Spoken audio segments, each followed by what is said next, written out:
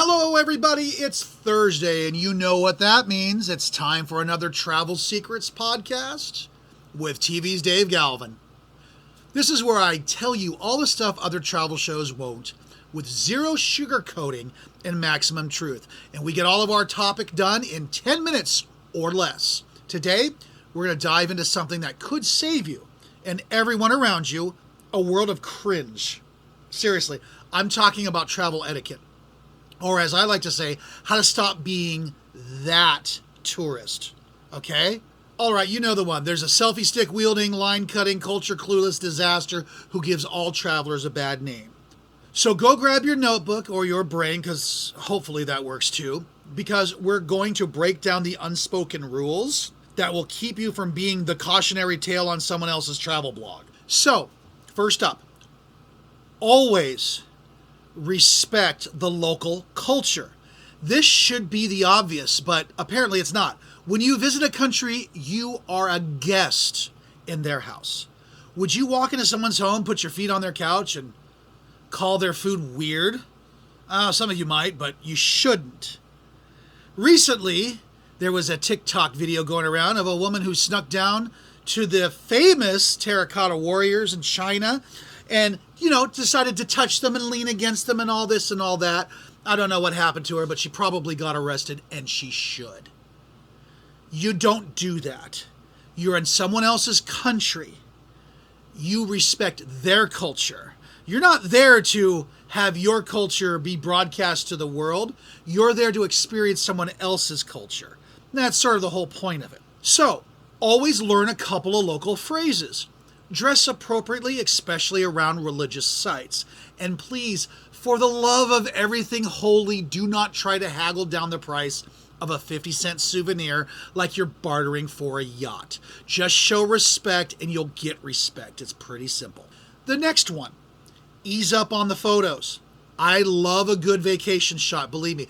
Don't block pathways, climb on sacred statues like I just mentioned, or hang off cliffs just for that Instagram photo. And for the love of the travel gods everywhere, never use a drone in places that specifically ban them. Nothing says I'm a clueless tourist like buzzing a drone over a quiet temple and scaring away all the monks. Third, mind your volume. Okay, Americans have a global rep for talking very loud. I'm an American too. I can talk very loud, but sometimes we sound like megaphones on steroids. If you're in a cafe in Paris or at a shrine in Kyoto, you don't need to announce to the entire block how awesome your hotel upgrade is. Tone it down. Locals will appreciate it, and so will everyone else who doesn't want to hear your entire phone conversation. And this isn't just international travel too. America is a very large country, and local customs need to be observed as well. So if you're in a restaurant trying to enjoy yourself and everyone's having a good old classy time, don't get on your phone and, hey, guess where I am? Yeah, not a good idea. Keep it down, keep it quiet, go somewhere else if you need to have a loud conversation.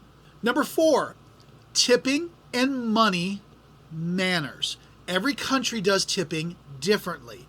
In Japan, you don't tip. It's considered rude. In the United States, you're going to tip or you're going to risk a dirty look and probably some social shame. In Europe, service is usually included, but a small gratuity is fine. You're going to want to do a quick Google search before you arrive. That 30-second search will save you from insulting a waiter or looking like a cheapskate. Number 5, don't treat people like zoo animals.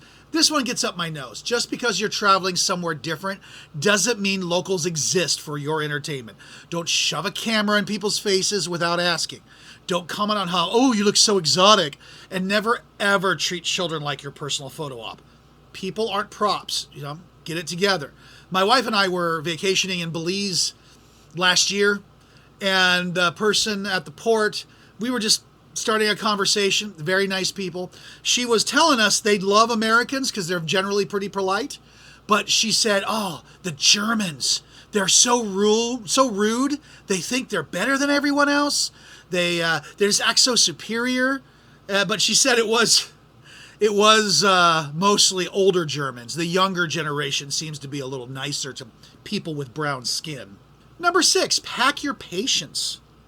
You are going to get lost, all right? Someone's going to misunderstand you.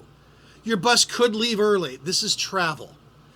If you lose your mind the first time something goes wrong, you'll ruin the trip for yourself and for everyone else. Breathe, smile, roll with it. Sometimes those bad moments turn into the best stories. Last year, I took a cruise on Royal Caribbean, and I had a very negative experience at the port. I'm not going to blame Royal Caribbean for it because they're not the ones who run the port. But it was a horrible experience, and I got on the ship and I was kind of grumpy.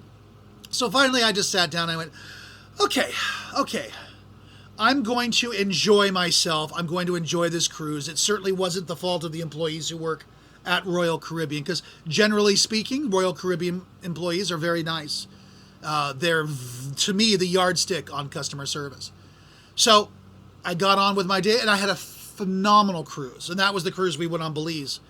We went to Belize on, and it was absolutely fantastic. Best cruise I've ever been on. Thank you to everyone on Enchantment of the Seas. You guys are awesome. Number 7, know the rules on personal space. Okay, this is huge. In some cultures, people just stand closer. In others, you're basically getting tased if you breathe down someone's neck. In Japan, you don't hug strangers. In the South here in America, you'll talk to somebody for 2 minutes and they'll say goodbye with a hug. Okay, that's just the culture. In Japan, you don't do that. You bow. In Latin America, you're going to get ready for some more touching.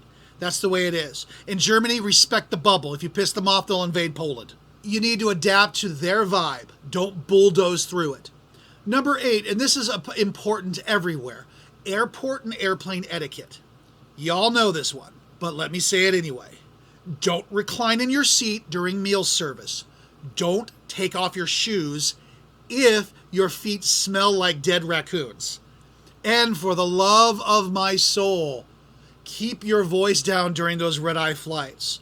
Or if you're traveling through the airport, keep your voice down if you see someone sleeping. This is especially true in Denver because there's actually a sleeping area. And it's amazing how many people get on their phones and they talk so loud on them as you're sitting there actually laying down on a couch trying to get some rest. It's amazing how people just don't give a damn. No one wants to hear your latest Tinder disaster while they're trying to sleep over the Atlantic or in an airport. Number 9, try to support local businesses. Yeah, of course, you are craving for Starbucks.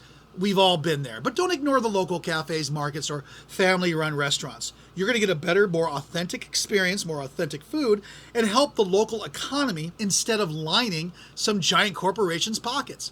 It's a win-win. And number 10, don't act entitled. You are not home. You are a guest. You don't get to remake the rules just because you paid for a ticket.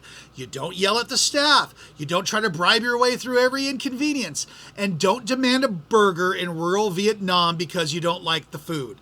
You need to open your mind, try something new. That's the whole point of travel.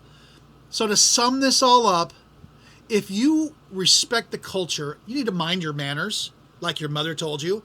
Don't treat locals like background extras. And basically act like a human being, and you've avoided being that tourist. Congratulations. And trust me, everyone's going to thank you for it. Nobody hates tourists. They hate that tourist. And so do I. Trust me, everyone's going to thank you for it.